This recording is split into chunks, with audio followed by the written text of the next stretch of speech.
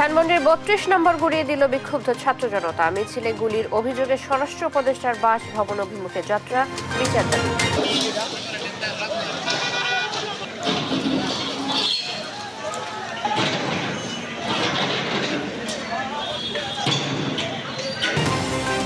সারা দেশে আওয়ামী লীগ কার্যালয়, নেতাদের বাড়িতে ভাঙচুর, অগ্নিসংযোগ, বিক্ষুব্ধ ছাত্র জনতার। ভাঙা হয় মুজিবের মুরালো। কেরানীগঞ্জে একরের পর একর কৃষি জমি দখল করছে ঢাকা মডার্ন সিটি। দেদারসে প্লট বিক্রি, মির্জা আজবের আমোদ প্রমোদে আছে পার্ক। সড়কে বছর পর বছর বাড়ছে মৃত্যুর পরিসংখ্যান। যানবাহনের ফিটনেস, বেপরোয়া গতি সহ দায়ীদের শাস্তি না হওয়াকে দুষছেন বিশেষজ্ঞরা। এই দায়ী ব্যক্তি সঠিক চিহ্নিত না হওয়ার কারণে অনেক ক্ষেত্রে দেখা যাচ্ছে যে সঠিক কারণ বের হয়ে আসে না, আপনার হচ্ছে যে সঠিক মেজার নেওয়া সম্ভব হয় না এবং দুর্ঘটনার পরবর্তীতে একই টাইপের দুর্ঘটনা বারবার ঘটে। আন্তর্জাতিক অপরাধ আদালত আইসিসির উপর নিষেধাজ্ঞা, মার্কিন প্রেসিডেন্ট ট্রাম্পের নির্বাহী আদেশে স্বাক্ষর। এবং আজ বিপিএল এর ফাইনাল সন্ধ্যায় মিরপুরে ফরচুন বরিশালের প্রতিপক্ষ চিটাগং কিংস। শিরোপা জয়ের প্রত্যাশা উভয়।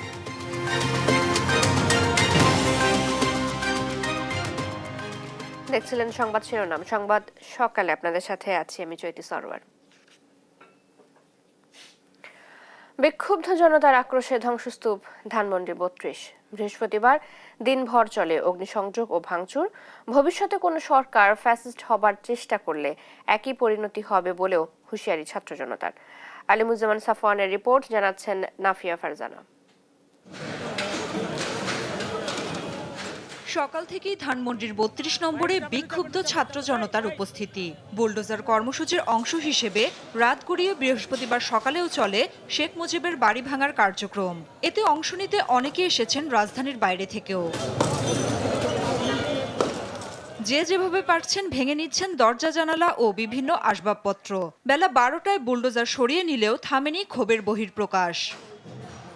আসলে বঙ্গবন্ধুকে বাঙালি জাতি মাথায় উঠে রাখছিল, কিন্তু সেই সম্মান সে রাখতে পারেনি। ১৬টা বছরে আওয়ামী লীগ সরকার, সরকার খুব জ্বালাইছে আমাদের।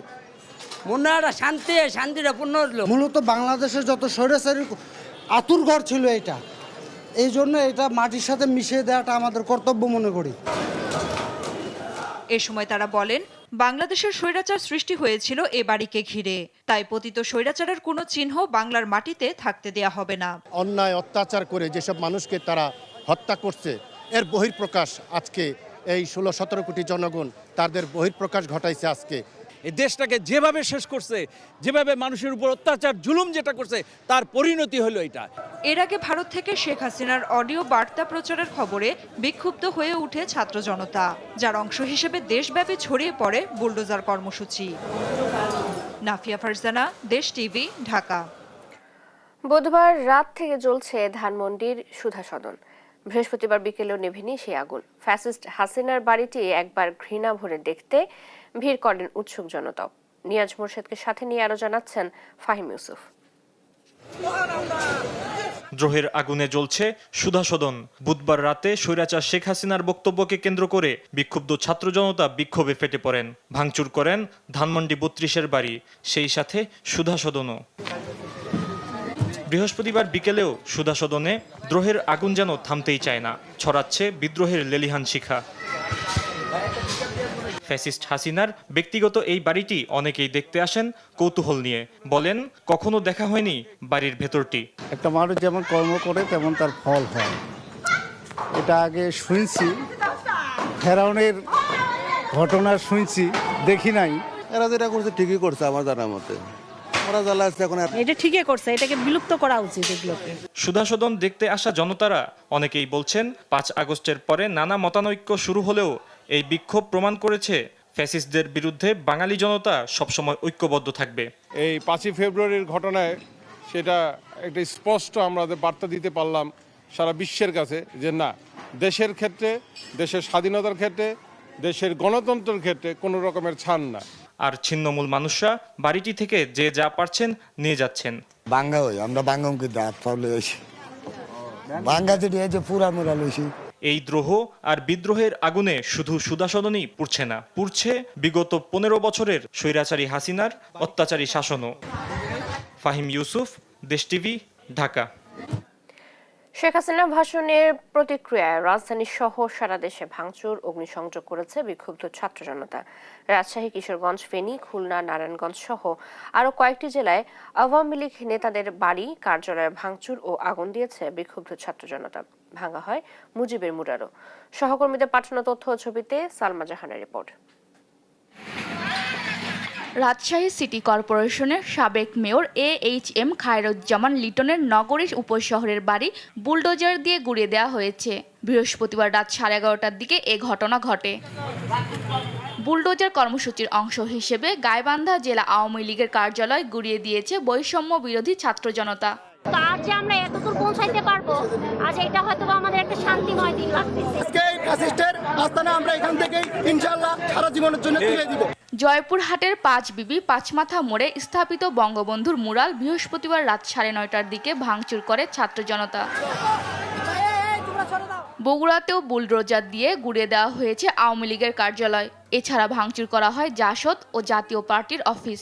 শেখ হাসিনাকে একটা কথাই বলতে চাই, আসেন আমরা খেলার জন্য প্রস্তুত আছি। আপনি কখন আসবেন? 16 বছরের ইতিহাস, বঞ্চনার ইতিহাস। সারা বাংলাদেশে ভারতীয় জলদাসের বিরুদ্ধে আমরা আমাদের আন্দোলন, আমাদের অ্যাকশন আমরা অব্যাহত রেখেছি। এদিকে কিশোরগঞ্জের সাবেক রাষ্ট্রপতি আব্দুল হামিদের বাড়িতে ভাঙচুর করে আগুন দিয়েছে বিক্ষোভকারীরা। এছাড়া বুলডোজার দিয়ে জেলা আওয়ামী লীগ কার্যালয় গুঁড়িয়ে দেওয়া হয়। সন্ধ্যার পর থেকে ফেনী 1 আসনের সাবেক এমপি আলাউদ্দিন আহমেদ চৌধুরী নাসিমের বাড়ি, ফেনী 3 আসনের সাবেক এমপি জেনারেল মাসুদ চৌধুরীর বাড়ি ও জেলা আওয়ামী লীগ কার্যালয়ে ভাঙচুর ও আগুন দেয় ছাত্র জনতা। আমরা চাই না ওরা আর এই বাংলাদেশে পুনর্বাসন হোক। সো আমরা ওদেরকে রুখে দিতে ইনশাআল্লাহ এই জুলাই আগস্টের বিপ্লবী ছাত্ররা এখনো জাগ্রত আছে, আগামীতেও জাগ্রত থাকবে।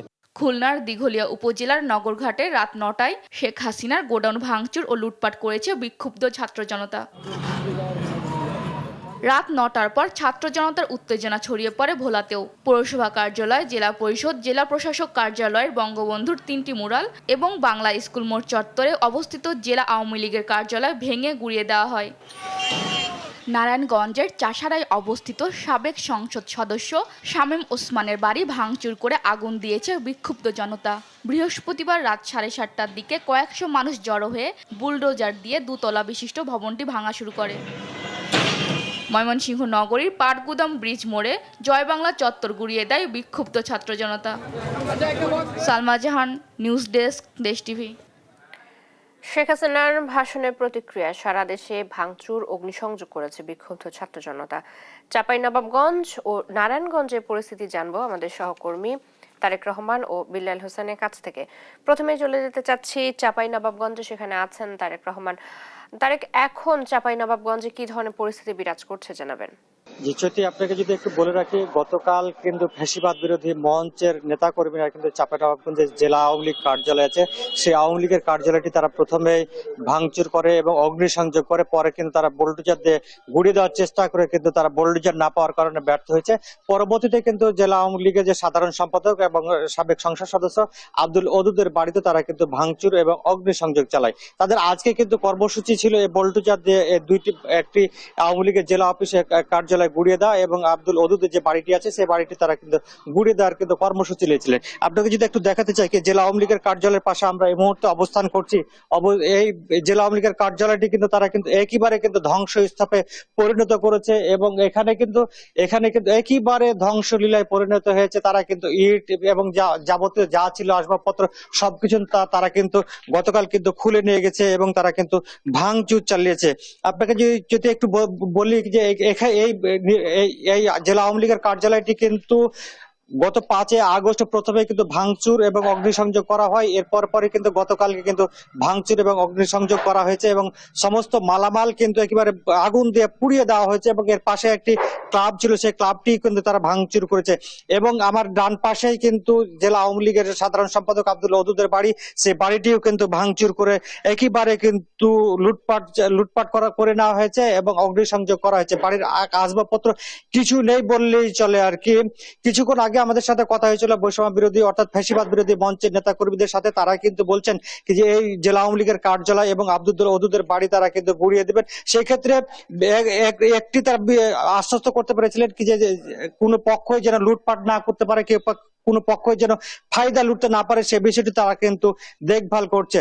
যে আমরা এবার একটু যেতে চাই নারায়ণগঞ্জে, সেখানে খবর জানাতে অপেক্ষা করছেন আমাদের সহকর্মী বিল্লাল হোসেন। যে বিল্লাল, আপনি একটু জানাবেন নারায়ণগঞ্জের অবস্থা কি? তারেক, সারা দেশের মতো আসলে নারায়ণগঞ্জের পরিবেশও কিন্তু গতকাল অনেকটা উত্তপ্ত ছিল। সাবেক প্রধানমন্ত্রী শেখ হাসিনার যে অনলাইন ভাষণ সেটিকে ঘিরে বৃহস্পতিবার সকাল থেকে মধ্যরাত পর্যন্ত কিন্তু এই নারায়ণগঞ্জ উত্তপ্ত পরিবেশ আমরা দেখেছি। এবং ঠিক গতকাল রাত 7:30টার সময় কিন্তু এই যে নগরীর চাষারা এলাকায়, যেটি সাবেক সংসদ সদস্য শামীম ওসমানের দাদার বাড়ি, যেটি পৈতৃক বাড়ি হিসেবে এই শহরে বেশ আলোচিত ছিল, সেই বাড়িটিতে কিন্তু বিক্ষুব্ধ জনতা এখানে তারা কিন্তু হামলা ভাঙচুর চালিয়েছে। এবং এই হামলা ভাঙচুরের এক পর্যায়ে কিন্তু একটি বোলডোজার দিয়ে কিন্তু এই ভবনের যে পুরো অংশ সেটি কিন্তু গুড়িয়ে দিয়েছে। তো আজকে সকাল থেকে কিন্তু এই চাষার এলাকা দিয়ে আসলে যারাই যাচ্ছেন তারাই কিন্তু এখানে একটু দাঁড়িয়ে দেখছেন যে এই ভবনটি ভাঙা ভবনের বেশ কিছু অংশ কিন্তু সড়কের মধ্যেও সকালে এসে পড়েছিল। আমরা একটু সরাসরি দেখাতে চাই যে এই মুহূর্তের পরিস্থিতিটি আসলে পূর্ব পাশে এক ভবনটি হেলে পড়েছে এবং পশ্চিম পাশের অংশ কিন্তু পুরোপুরি ভাঙা। তবে সকাল থেকে কিন্তু আজকে এখন পর্যন্ত কোনো ধরনের এই ভবনটির আশেপাশে বিক্ষুব্ধ জনতা কিংবা জনসাধারণের যে বিক্ষোভ সেটি কিন্তু এখানে আমরা দেখতে পাইনি।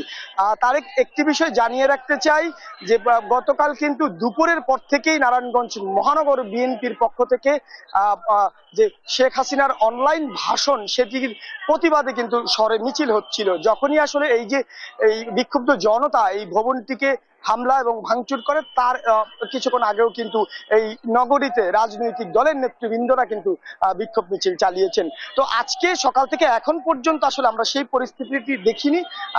এখন পর্যন্ত আসলে এই যে ভাঙা ভবনটি সেটি এখানে পড়ে আছে এবং পরিবেশ অনেকটাই আসলে আজকের পরিবেশ কিছুটা শান্ত রয়েছে।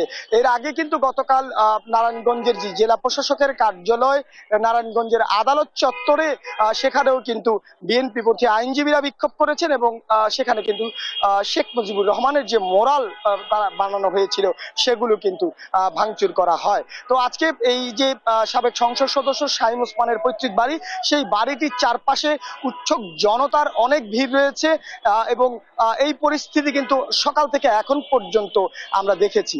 এই হচ্ছে আমার কাছে নারায়ণগঞ্জ থেকে সার্বিক স্টুডিওতে চৈতি। বিল্লাল, ধন্যবাদ আপনাকে। শেখ হাসিনার ভাষণের প্রতিক্রিয়া সারা দেশে ভাঙচুর, অগ্নিসংযোগ করছে বিক্ষুব্ধ ছাত্র জনতা। সেই খবর জানছিলাম আমরা সহকর্মীদের কাছ থেকে।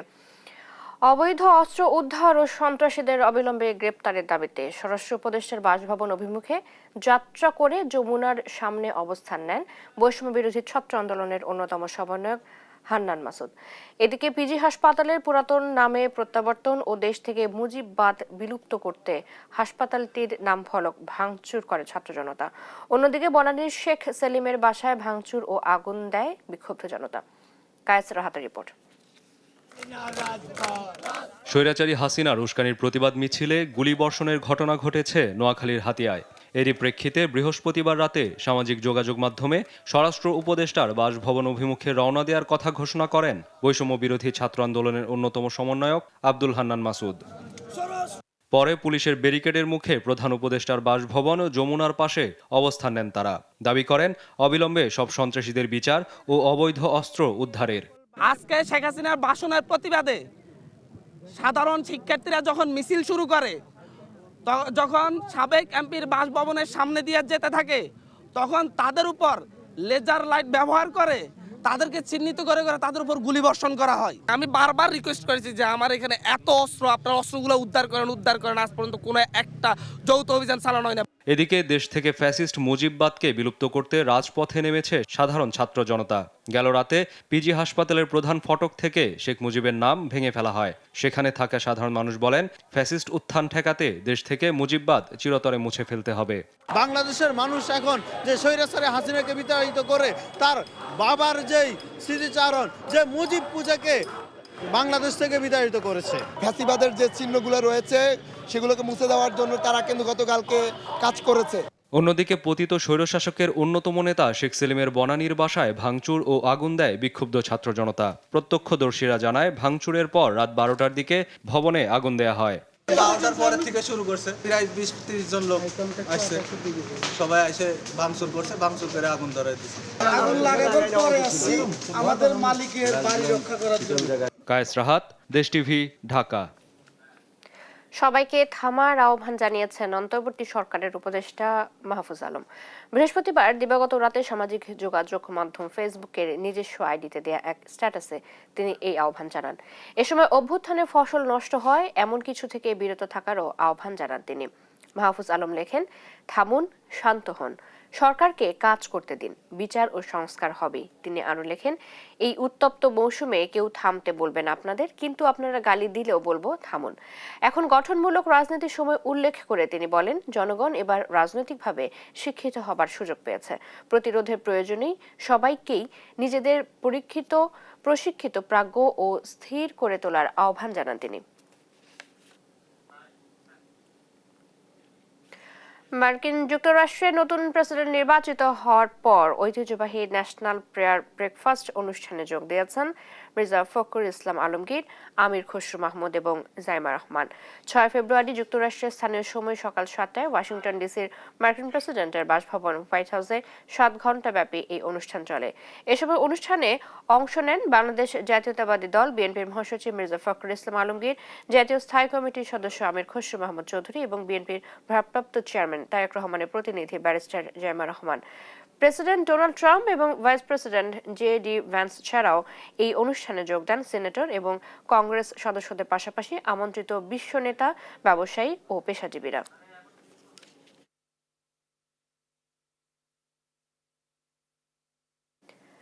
অমর একুশে বইমেলার শিশু প্রহর আজ, আর বাংলা একাডেমির ভবন চত্বরে চলছে চিত্রাঙ্কন প্রতিযোগিতা। সেখানে আছেন আমাদের সহকর্মী আপন অপু, কথা বলবো তার সাথে। অপু, শিশু প্রহর কখন থেকে শুরু হয়ে কয়টা নাগাদ চলবে? মেলায় শিশুদের সমাগম কেমন দেখছেন জানাবেন। চৈতি, আমি এই মুহূর্তে আছি অমর একুশে বইমেলা প্রাঙ্গণে। আজকে অমর একুশে বইমেলার প্রথম শিশু প্রহরে বিভিন্ন আয়োজন রয়েছে। সেই আয়োজনগুলোর মধ্যে রয়েছে চিত্রাঙ্কন প্রতিযোগিতা এবং চিত্রাঙ্কন প্রতিযোগিতার পরে রয়েছে আবৃত্তি প্রতিযোগিতা। এই চিত্রাঙ্কন প্রতিযোগিতা শুরু হয়েছে সকাল 8:30 বাজে। এখানে ঢাকা এবং ঢাকার আশপাশ থেকে বিভিন্ন শিক্ষা প্রতিষ্ঠান থেকে শিক্ষার্থীরা, বাচ্চারা এসেছেন, অংশগ্রহণ করছেন চিত্রাঙ্কন প্রতিযোগিতায়। তারা এখানে তাদের চিত্রাঙ্কনের মাধ্যমে ফুটিয়ে তুলছেন নতুন বাংলাদেশের যে গণ অভ্যুত্থান হয়েছে, এই অভ্যুত্থানের চিত্র, 1952 সালের ভাষা আন্দোলনের চিত্র, 1971 সালের মহান মুক্তিযুদ্ধের চিত্র সহ এই দেশের জীব বৈচিত্র্য, প্রকৃতির চিত্র তারা ফুটিয়ে তুলছেন। তারা খুবই আমাদেরকে যেটা জানিয়েছেন, তারা আনন্দের সঙ্গে এই চিত্রাঙ্কন প্রতিযোগিতায় অংশ নিয়েছেন। তারা এখানে এসে অনেকেই আমাদেরকে জানিয়েছেন তাদের ভালো লাগার কথা। আমরা একটু শুনতে চাই, এখানে যারা অংশ নিয়েছে তাদের মধ্যে একজনের কাছ থেকে একটু শুনতে চাই তার কেমন লাগছে এই বইমেলায় এসে। তোমার এখানে এসে কেমন লাগছে? খুবই ভালো লাগছে। তুমি এখানে এসে কি কি আঁকছো? আমি এখানে এসে 2024 সালে আমাদের জুলাই মাসে যে রক্তাক্ত গণ সেটাই ফুটিয়ে তুলতে চাচ্ছি, যেমন আমাদের আবু সাইদ ভাই, মুগ্ধ ভাই, এদেরকে। আপনি যেমনটি শুনছিলেন, বাচ্চাটি বলছিল সে 24-এর গণ অভ্যুত্থানের চিত্র ফুটিয়ে তুলছে, শহীদ আবু সাইদের আত্মত্যাগের কথা ফুটিয়ে তুলছে। তো আজকে অমর একুশে বইমেলার শিশু প্রহরের প্রথম অমর একুশে বইমেলার শিশু প্রহরের মেলা প্রাঙ্গণের গেট খুলবে হচ্ছে আজকে সকালে 11টা বাজে এবং আপনার চলবে মেলা রাত 9টা পর্যন্ত। অমর একুশে বইমেলার বাংলা একাডেমি প্রাঙ্গণ থেকে এই ছিল আমার কাছ থেকে সর্বশেষ। অপু, ধন্যবাদ আপনাকে। একুশে বইমেলার শিশু প্রহর নিয়ে জানাচ্ছিলেন সহকর্মী আপন অপু। ভোলায় চড়া মাছ মাংসের বাজার দর, বিপাকে নিম্ন আয়ের মানুষজন। এ বিষয়ে বিস্তারিত জানাতে যুক্ত হচ্ছেন সহকর্মী ছোটন সাহা। ছোটন, কেন কমছে না দাম, কি বলছেন ক্রেতা বিক্রেতারা? চৈতি, ছুটির দিনের যে বাজার পরিস্থিতি, আমরা বাজার ঘুরেছি এবং বাজারে যেমনটি দেখতে পেয়েছি যে বাজারে মাছ এবং মাংসের দাম বলা যায় বেড়েছে। আজকের বাজারে কিন্তু ইলিশ মাছ বিক্রি হচ্ছে যেটি মাঝারো সাইজের সেটি বিক্রি হচ্ছে 1400 টাকা কেজি দরে, যেটি 1 কেজি ওজনের সেটি কিন্তু বিক্রি হচ্ছে আপনার 2000 টাকা দরে। এবং একই সাথে চিংড়ি মাছ, রুই, কাতাল সহ অন্যান্য যে মাছ রয়েছে সেগুলোর দামও কিন্তু আজকে বেড়েছে। একটু কাঁচা বাজারের এই মুহূর্তে যদি চিত্র ক্যামেরার মাধ্যমে দেখাতে চাই, আপনি দেখতে পাচ্ছেন যে বাজারে কিন্তু বাহারি মাছের সমারোহ রয়েছে, বিভিন্ন প্রজাতির মাছ রয়েছে, নদীর মাছ রয়েছে এবং একই সাথে পুকুর ঘেরের মাছও রয়েছে। তবে এসব মাছের সমারোহ থাকলেও আসলে দরদাম নিয়ে কিন্তু ক্রেতাদের আসলে অভিযোগের শেষ নেই। ক্রেতা রয়েছেন, তারা সাধ্যের মধ্যে কেনার চেষ্টা করছেন, কিন্তু তাদের অভিযোগ একটাই যে মাছের দাম অনেকটাই নাগালের বাইরে। এছাড়াও আমরা মাংসের বাজারও ঘুরেছি, মাংসের বাজার ঘুরে যেমনটি জেনেছি যে গরুর মাংস কিন্তু বিক্রি হচ্ছে 750 থেকে, গরুর মাংস কিন্তু বিক্রি হতে আমরা দেখেছি 750 থেকে 800 টাকা দরে এবং খাসির মাংস বিক্রি হচ্ছে 1000 টাকা দরে, যেটি কিছুদিন আগেও কিন্তু 900 টাকা ছিল। এই যে দরদাম, এই দরদাম আসলে নিয়ে ক্রেতাদের যে অভিযোগ সেটি হচ্ছে ব্যবসায়ীরা তাদের নিজেদের ইচ্ছে মতো কিন্তু এই দরদাম বাড়িয়ে দিচ্ছেন এবং তারা বলছিলেন নিয়মিত বাজার মনিটরিং না থাকার কারণে এমনটি হচ্ছে। তো সেই হিসেবে তারা বলছিলেন যদি বাজার দর নিয়ন্ত্রণে যদি নিয়মিত মনিটরিং হয় সেক্ষেত্রে মাছ এবং মাংসের দাম সহ অন্যান্য যে নিত্যপণ্য রয়েছে সেগুলোর দাম নাগালের মধ্যে আনা সম্ভব বলে তারা এমনটি বলছিল ক্রেতারা। তবে ব্যবসায়ীরা বলছিল যে পরিবহন খরচ বৃদ্ধি এবং নদীগুলোতে মাছের যে সংকট রয়েছে এ কারণে তারা অনেকটা বাধ্য হয়ে বেশি মূল্যে মাছ বিক্রি করছেন। তো এ ছিল আমার কাছে ছুটির দিনে আজকের বাজারের দরদাম নিয়ে সর্বশেষ তথ্য। চৈতি। ছোটন, ধন্যবাদ আপনাকে। নারায়ণগঞ্জের ফতুল্লা থানা স্বেচ্ছাসেবক দলের যুগ্ম আহ্বায়ক মামুন হুসাইনকে গুলি করে হত্যা করেছে দুর্বৃত্তরা। শুক্রবার ভোররাতে ফতুল্লার পূর্ব লালপুর রেললাইন এলাকায় তার ইট বালু ব্যবসা প্রতিষ্ঠানের সামনে মামুনকে গুলি করে হত্যা করে দুর্বৃত্তরা। প্রতিষ্ঠানটির কর্মচারী জানায় রাত 2টায় ইট বালু সিমেন্ট লোড আনলোড শেষে বাড়ি ফিরে যান মামুন। পরে ভোর 4:45টায় তাকে বাসা থেকে মোবাইল ফোনে প্রতিষ্ঠানের সামনে ডেকে এনে হঠাৎ গুলি করে 2 যুবক পালিয়ে যায়। গুলিবিদ্ধ অবস্থায় খানপুর 300 বিশিষ্ট হাসপাতালে নিয়ে গেলে কর্তব্যরত চিকিৎসক তাকে মৃত ঘোষণা করে। পরে পুলিশ ময়নাতদন্তের জন্য মরদেহ নারায়ণগঞ্জ জেনারেল হাসপাতালের মর্গে পাঠান।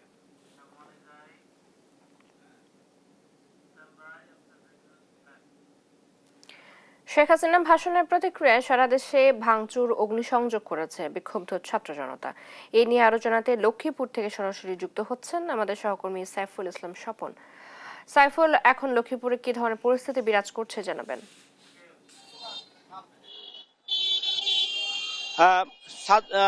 ছাত্র জনতার বুলডোজার কর্মসূচির অংশ হিসেবে গতকাল লক্ষ্মীপুরে যে আবু তাহের এবং সালাউদ্দিন টিপু যে বাড়ি থেকে 2024 সালের 4 আগস্ট ছাত্র জনতার উদ্দেশ্যে গুলিবর্ষণ করা হয়েছিল এবং এই বাড়ির উপরেই সালাউদ্দিন টিপুর উপজেলা চেয়ারম্যান যুবলীগের সভাপতি সালাউদ্দিন টিপুর নেতৃত্বে 4 থেকে 500 লোকজন এই বাড়ির উপরে থেকে তারা ছাত্র জনতার উপরে গুলিবর্ষণ করে এবং গুলিবর্ষণের কারণে এখানে প্রায় 4 জন ছাত্র সমন্বয়ক ছাত্র জনতা মৃত্যুবরণ করে।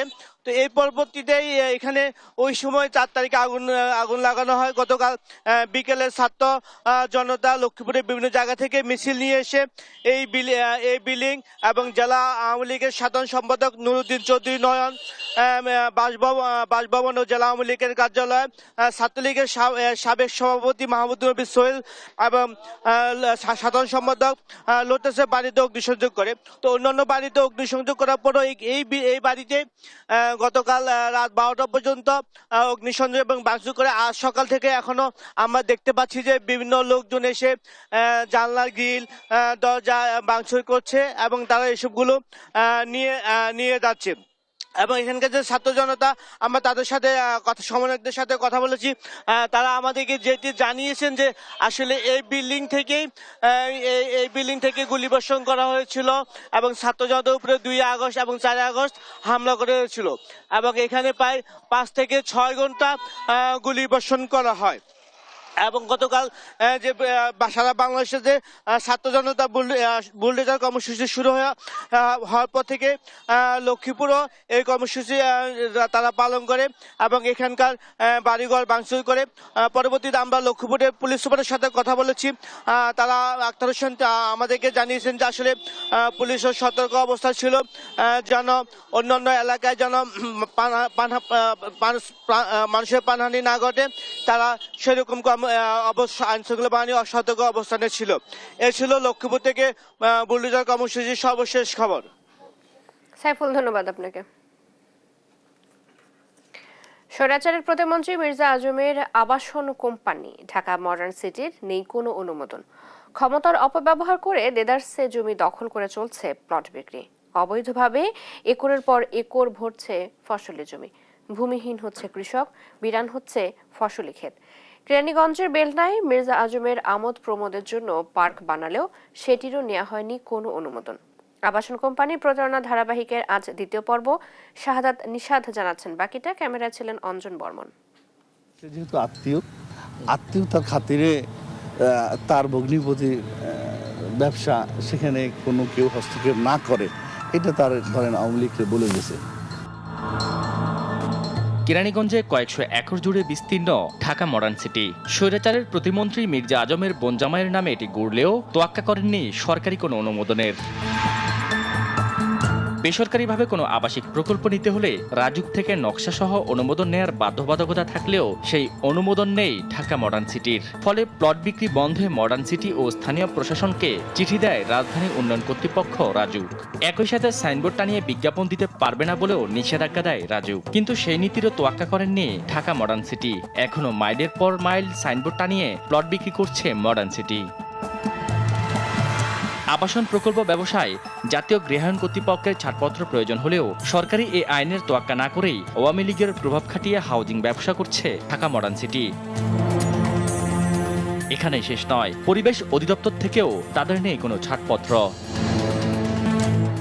সরজমিনে দেখা যায় বড় বড় সাইনবোর্ড টানানো ঢাকা মডার্ন সিটির। একই সাথে মাইলের পর মাইল ফসলি জমিও অবৈধভাবে বালু উত্তোলন করে ঢাকা মডার্ন সিটি, সরকারি আইনে যা পুরোপুরি অবৈধ। শুধু তাই নয়, real estate and housing association of Bangladesh রিহাবের সদস্যও নয় এই হাউজিং কোম্পানি। মূলত এই ক্ষমতার উৎস মির্জা আজম। আওয়ামী লীগের বিভিন্ন কর্মসূচিতেও সক্রিয় এই প্রতিষ্ঠানটি। এ নিয়ে ঢাকা মডার্ন সিটির কার্যালয়ে দেশ টিভি। সেখানে গিয়ে কথা হয় ঢাকা মডার্ন সিটির ম্যানেজিং ডিরেক্টরের সাথে। সরকারের কোনো অনুমোদন ছাড়া কিভাবে তারা এই হাউজিং ব্যবসা করছে সেই প্রশ্ন করা হলেও তার কোনো সদুত্তর দিতে পারেননি মডার্ন সিটির এই মুখপাত্র। আমরা ওখানে ল্যান্ড বিজনেস বলতে যেটা বোঝাচ্ছি, ওখানে হাউজিং হিসাবে আমরা যাই না, যেহেতু আমাদের নিজস্ব জমি নাই, এই জন্য রাজুক আমাদেরকে এখনো কোনো ধরনের অনুমোদন দেয় না। প্রকাশ্যে হাউজিং কোম্পানি খুলে ব্যবসা করলেও সাংবাদিকদের সামনে উল্টে যায় সুর। বলেন ঢাকা মডার্ন সিটি তাদের কোনো আবাসন প্রকল্পই নয়। মূলত আমরা একটা মিডিয়া বলতে পারেন, যারা ল্যান্ড ওনার তাদের থেকে কিনে সরাসরি বিক্রি করে দেয়। এক পর্যায়ে স্বীকার করতে বাধ্য হন অনুমোদন না থাকার বিষয়ে। নিয়ম অনুযায়ী অবৈধ, তবে আমরা চেষ্টা করতেছি রাজুকের অনুমোদন নেওয়ার জন্য, সোসাইটি বেসড যে অনুমোদন নেওয়া সেটার জন্য। এবং এটা একজন টাউন প্ল্যানারের সাথে আমরা কথা বলতেছি যে সোসাইটি বেসড যেহেতু অনুমোদনটা ইজিলি দেয় রাজুক, সেইভাবে কিভাবে তাড়াতাড়ি এটা করা যায় আর কি। অনুমোদনহীন এই হাউজিং একদিকে যেমন সরকারের রাজস্ব ফাঁকি দিচ্ছে, অন্যদিকে প্লট ক্রেতাদের ঝুঁকিও রয়েছে অনেক বেশি। শাহাদাত নিশাদ, দেশ টিভি, ঢাকা। সড়কে থামছে না মৃত্যুর মিছিল। বলি হচ্ছেন পরিবহনের যাত্রী, শ্রমিক সহ নিরীহ পথচারীও। দুর্ঘটনার জন্য যানবাহনের ফিটনেস, সড়কের ত্রুটির পাশাপাশি বেপরোয়া গতিকে দায়ী করছেন বিশেষজ্ঞরা। তাদের মতে অভিযুক্তদের শাস্তি নিশ্চিত সহ আইনের যথাযথ প্রয়োগ না থাকায় নিয়ন্ত্রণ করা যাচ্ছে না দুর্ঘটনা। শিউলি রায়ের রিপোর্ট। ক্যামেরায় ছিলেন মোহাম্মদ নাইম। সড়কে মহাসড়কে বেড়েই চলছে দুর্ঘটনা, বাড়ছে প্রাণহানিও। যাত্রী কল্যাণ সমিতির তথ্য অনুযায়ী আগের বছরের তুলনায় 2024 সালে দুর্ঘটনা বেড়েছে 1.54%। 6,359টি দুর্ঘটনায় প্রাণ গেছে 8,543 জনের, যা আগের বছরের তুলনায় 7.5% বেশি। দুর্ঘটনায় কবলিত ৯,৭১৭টি যানবাহনের মধ্যে 13.45% bus, 23.33% truck pickup cover van, 6.21% lorry, 27.48% motorcycle এবং 7.37% নসিমন করিমন। এমনই এক ঘটনার শিকার মাসুদা মুক্তা। 2 মাসেরও বেশি সময় ধরে হাসপাতালে মৃত্যুর সঙ্গে লড়াই করছেন তিনি। রাস্তা পারাপারের সময় বেপরোয়া শ্যামলী পরিবহনের ধাক্কায় সিভিয়ার ট্রমাটিক ব্রেন ইনজুর হয় তার। তাই মুক্তার স্বাভাবিক জীবনে ফেরা অনিশ্চিত হলেও মানতে চায় না তার 5 বছরের অবুঝ মেয়ে। ঘটনার বিচার চেয়ে তার স্বামী স্থানীয় থানায় মামলা করে পড়েছেন বিপাকে। মাত্র 20,000 টাকার বিনিময়ে মামলা তুলে নিতে চাপ দিচ্ছে শ্যামলী পরিবহন কর্তৃপক্ষ। আমি ওসি স্যারের কাছে গেছি, টিওনো স্যারের কাছে গেছি, নৌবাহিনীর কমান্ডার স্যারে গেছি। তারা আমাদেরকে পরবর্তীতে স্থানীয় মীমাংসায় যখন পড়ছি তারা আমাকে 20,000 টাকা অফার করছে। ফুটপাতকে বলা হয় নিরাপদ, তবে কতটুকু নিরাপদ? হরহামেশায় এখনো পিষ্ট করে পথচারী মারছে পরিবহনগুলো। বাদ পড়ছে না সড়ক বা টোল প্লাজাও। পরিবহনগুলোর এমন বেপরোয়া হয়ে ওঠার কারণ আসলে কি জানতে চাই আমরা। তবে বিষয়টি নিয়ে কথা বলতে রাজি নয় শ্যামলী পরিবহনের কেউ। যোগাযোগ বিশেষজ্ঞরা বলছেন সঠিক বিচার না হয় আরও বেপরোয়া হয়ে ওঠেন পরিবহন চালক ও শ্রমিকরা। যানবাহনের ফিটনেস ও সড়কের কারিগরি ত্রুটির কারণেও দুর্ঘটনা ঘটে বলেও জানান তারা। দেখা যাচ্ছে টোল প্লাজাগুলোর ডিজাইনের ক্ষেত্রে কুশনিং করে বা গতি নিয়ন্ত্রণের জন্য অ্যাডভান্স কোনো মেজার না থাকার কারণে অনেক ক্ষেত্রে দেখা যাচ্ছে চালকরা কিন্তু সরাসরি এসে হিট করে দিচ্ছে। শুধু তাই না, দেখা যাচ্ছে আমাদের সড়কে অনেক ইঞ্জিনিয়ারিং ত্রুটি রয়েছে। পাশাপাশি একটা দুর্ঘটনা ঘটার পরে কিন্তু সঠিক ইনভেস্টিগেশনও হয় না। ফলে এই ইনভেস্টিগেশনের দুর্বলতার কারণে দেখা যাচ্ছে অনেক ক্ষেত্রে দায়ী ব্যক্তি, সেটা হতে পারে কর্তৃপক্ষ, সেটা হতে পারে যিনি রাস্তা তৈরি করেছেন, সেটা হতে পারে চালক, মালিক, মানে এই দায়ী ব্যক্তি সঠিক চিহ্নিত না হওয়ার কারণে অনেক ক্ষেত্রে দেখা যাচ্ছে যে সঠিক কারণ বের হয়ে আসে না, আপনার হচ্ছে যে সঠিক মেজার নেওয়া সম্ভব হয় না এবং দুর্ঘটনার পরবর্তীতে একই টাইপের দুর্ঘটনা বারবার ঘটে।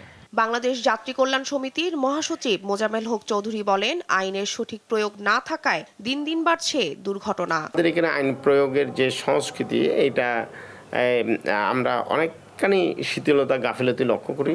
আমাদের প্রত্যেকটা সংস্থাকে দায়িত্বশীল হওয়া প্রয়োজন। প্রত্যেকটা সংস্থার সুনির্দিষ্ট যে সমস্ত দায়িত্ব আছে সেটা কিন্তু পালন করতে হবে।